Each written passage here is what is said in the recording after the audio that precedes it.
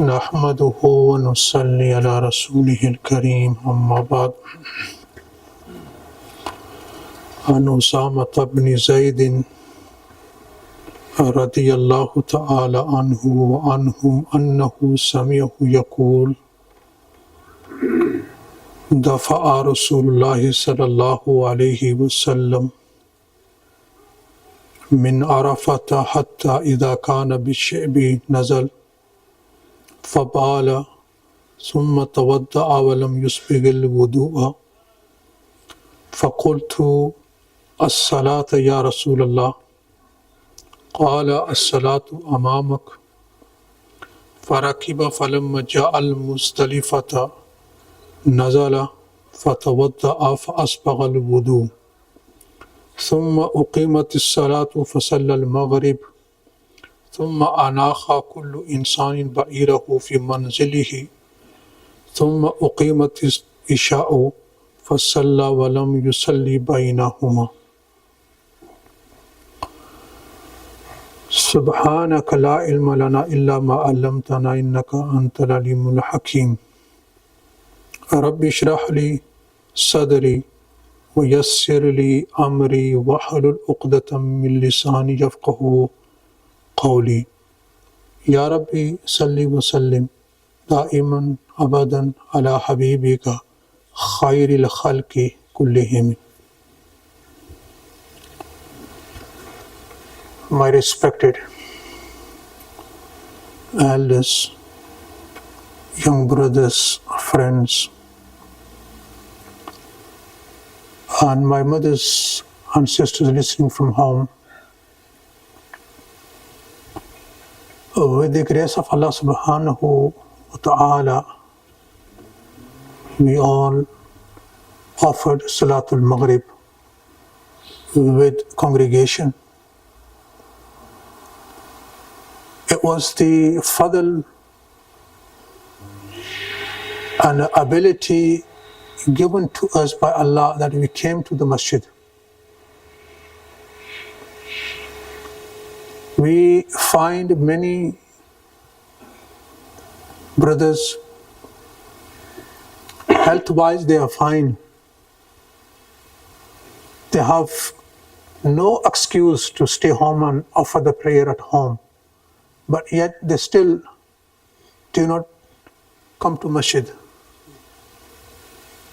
But having this tawfiq from Allah to come to the masjid, it is a great blessing from Allah subhanahu wa ta'ala for one to come to the masjid.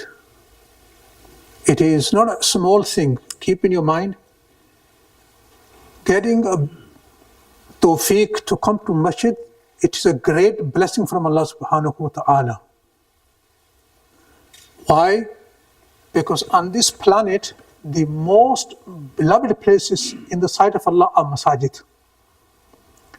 And I've mentioned this before, the masajid are blessed and they are beloved to Allah. And those, as according to the hadith of Prophet sallallahu alaihi wasallam, those who come to the masjid, they are blessed and they are beloved to Allah subhanahu wa ta'ala. So upon this ni'mah and blessing, we should thank Allah subhanahu wa ta'ala. The more we will thank Allah, the more we will receive the abilities from Allah subhanahu wa ta'ala. And then on top of all this, we are sitting at this very moment in the circle of hadith from the book Sahih al-Bhukhari. Last week's session, I started explaining the hadith narrated by Usama bin Zaid radiallahu ta'ala anhu. Usama bin Zaid radiallahu ta'ala anhu, who was son of Zayd bin Harisa radiallahu ta'ala anhu, and he was well known amongst the Sahaba Ikram by Hibbu Rasulullah sallallahu alayhi wasallam, the beloved of Prophet sallallahu alayhi wasallam. He was beloved to Prophet sallallahu alayhi wasallam. His father Zayd bin Harisa was beloved to Rasulullah sallallahu alayhi wasallam. And I shed some light upon this personality, Usama radiallahu ta'ala anhu. He narrates the hadith from Rasulullah sallallahu alayhi wasallam when Prophet sallallahu alayhi wasallam came from Muzdalifah, from Arafah to Muzdalifah. From Arafah to Muzdalifah. And he mentioned that Prophet sallallahu alayhi wasallam, he dismounted while he was coming to Muzdalifah from his mount, and he urinated, and then he made a wudu. And the wording they use, lam yusbigil wudu. He did not make a complete wudu.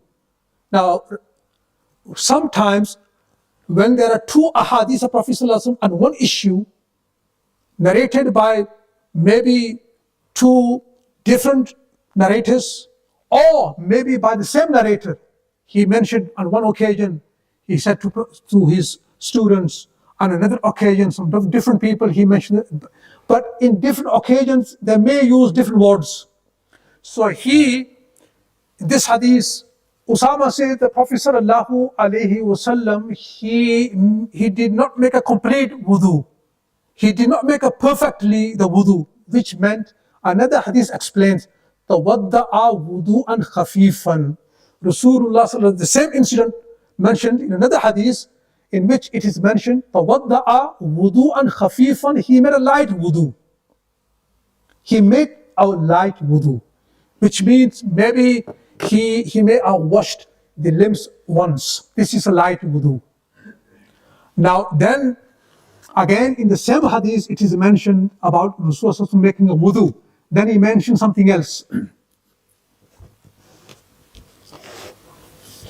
So we reached to this point here, and I was explaining about Usama radiallahu ta'ala anhu, shedding light on him. When Rasulullah sallallahu alayhi wasallam made the wudu, it was said to Prophet sallallahu alayhi wasallam, O Prophet of Allah, as-salatu ya Rasulullah, it is a time for prayer, meaning it is a time for Maghrib. It is time for Maghrib. Let's offer the Maghrib. Rasulullah sallallahu alayhi wasallam replied by saying, as-salatu amamak. The prayer is ahead of you. Which means we will not offer Maghrib on our way to Muzdalifah, but rather we will offer Maghrib in Muzdalifah. Now, combining two prayers, there are two forms of combining the prayers. One is like here, Maghrib, delay the Maghrib and offer the Maghrib in Isha prayer, in the time of Isha. And the other form is bring a prayer a bit earlier, meaning Asr prayer offered in the Zuhr time. Now combining two prayers, Maghrib, Isha, or Asr, Maghrib, meaning reading the Asr at time of Zuhr, or reading Zuhr at the time of Asr, or reading Isha at the time of Maghrib, or Maghrib at the time of Isha. Is this allowed? If you open the book Bhukhari, you will find the saying of Abdullah bin Masud radiallahu ta'ala anhu.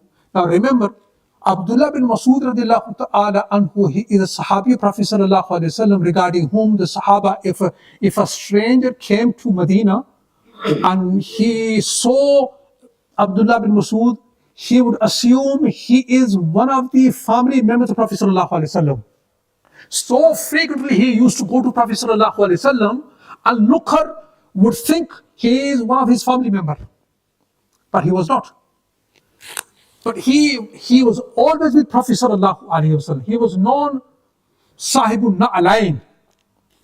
He would carry a Prophet's shoes, or his necessary things for Rasulullah, so he would carry them. He was a khadim. He was a servant of Prophet sallallahu alayhi wasallam. He says, I found Prophet sallallahu alayhi wasallam combining two prayers together only at Muzdalifah or in Arafah, Zuhr and Asr. Besides that, he never combined the prayers. Besides that, he never combined. Now, you will find some ahadith saying our Prophet ﷺ was traveling and he combined. Now that combination, it was meant that he would read in safar, in journey, he would read one prayer right at the last moment, in the time, but right at the end. And then the next prayer he would read straight away in the beginning, meaning Asr prayer right at the end of the time of Asr. And then as soon as he read Asr, then the Maghrib time started. And then he read Maghrib. So the onlooker, he thought Prophet combined the prayers. He read each prayer in its time.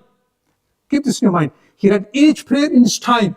Asr in its time, Maghrib in its time. Or Prophet Sallallahu Alaihi Wasallam read Zuhr at the end of its time. And then as soon as he read the time of Zuhr finished and the Asr started, then he instantly read Asr prayer. So some Sahaba, they thought maybe Prophet Sallallahu Alaihi Wasallam he combined. No, he did not combine. He read each and every prayer in its time. The only occasion he combined the prayers were in Muzdalifah. He read Maghrib in the time of Isha. Or in Arafah, he would read the Hajj time, he would read Zuhr and Asr together. He would bring the Asr bit down, mean earlier, and he would read Asr in the time of Zuhr. So these are two occasions Prophet ﷺ combined the prayers. Besides that, he never combined the prayers. He would read each and every prayer in its time. In its time. So Hazrat Usama radiallahu ta'ala anhu, he says, so while the Rasul was going towards Muzdalifah, it was time for Maghrib. So it was said to Rasulullah, O Prophet of Allah, it's time for prayer. He said, no. As-salatu amamak. We will read Maghrib in Muzdalifah at the time of Isha prayer. Now the question is, if someone read Maghrib while he was going to Muzdalifah on his way, is his prayer valid? Imam Abu Hanifa rahmatullah alayhi mentions, no, he has to repeat the prayer again. He can't read on his way. He has to read the prayer in Muzdalifah. He has to combine it. He has to read Maghrib in the time of Isha prayer. In the time of Isha prayer. And when Prophet sallallahu alaihi wasallam, Osama mentions, when the Prophet sallallahu alaihi wasallam, when he reached the Muzdalifah, لما جاء المزدلفة نزل توضأ. Prophet sallallahu alaihi wasallam, he dismounted from the mount. He then made another wudu. فأسبغ الوضوء. Now here he made the wudu, complete wudu, meaning he washed each limb 3 times. He washed each limb 3. This is a complete and perfect wudu. Imam Ibn Hajar rahmatullah alayhi, who has wrote the Sharah of Bhukhari, he mentions this wudu which he made in Muzdalifah, it was made by the Zamzam water. It was made, this wudu Rasul made, it was made by the Zamzam water. Now the question is, can we make wudu with the Zamzam water? Or can one have a bath with Zamzam water? The Jumhur, the majority of the ulama, is that their opinion is, it is jaiz. It is jaiz, permissible to make wudu with Zamzam water or to take a bath with Zamzam water.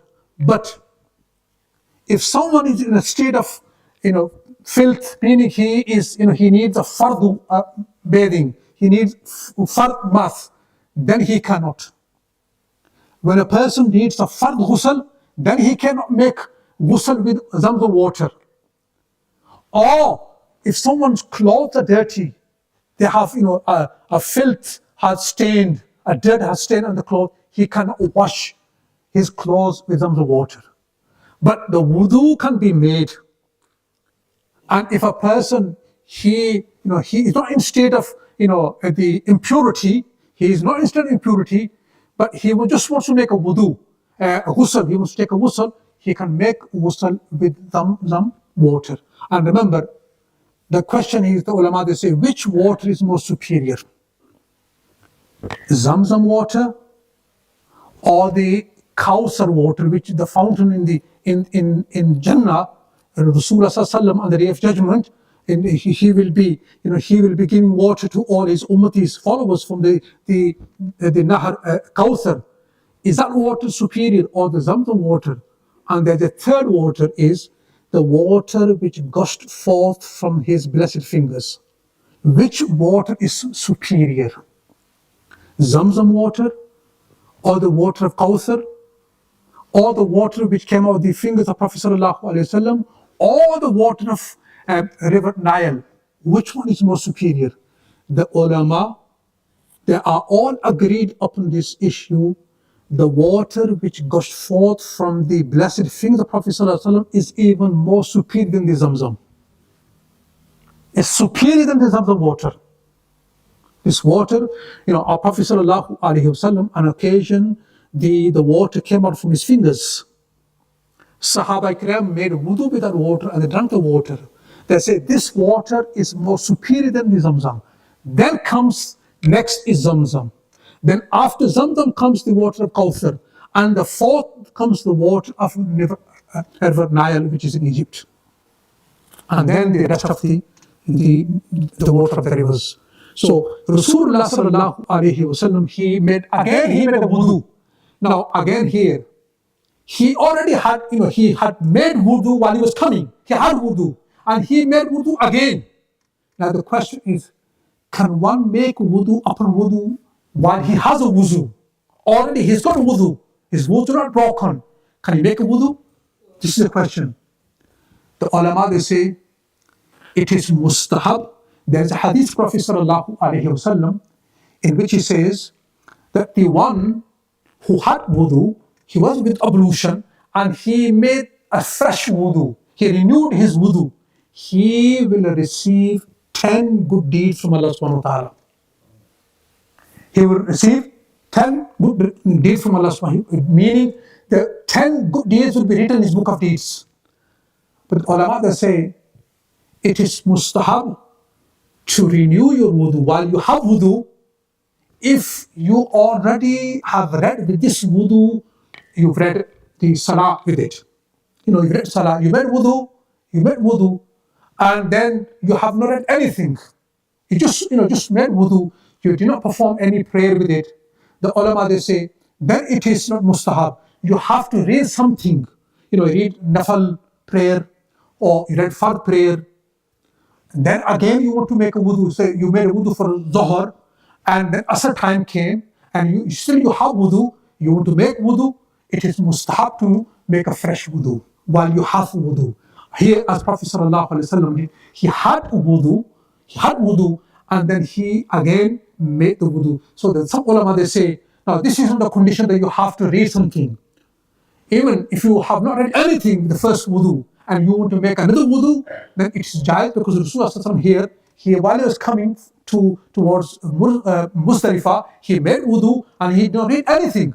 And then when he reached to Muzdalifah, he made a fresh wudu. So this is also a mustahab amal. If you have wudu and you want to make a fresh wudu again, it is mustahab, you can do so. So Prophet sallallahu alaihi wasallam here, he made wudu, ثم أقيمت الصلاة. Then the iqamah was said. فصلى المغرب, he read Maghrib prayer, ثم أناخ كل إنسان بئره في منزله. Now when he finished offering the Maghrib prayer, every person went and he made his mount, his camel, kneel down.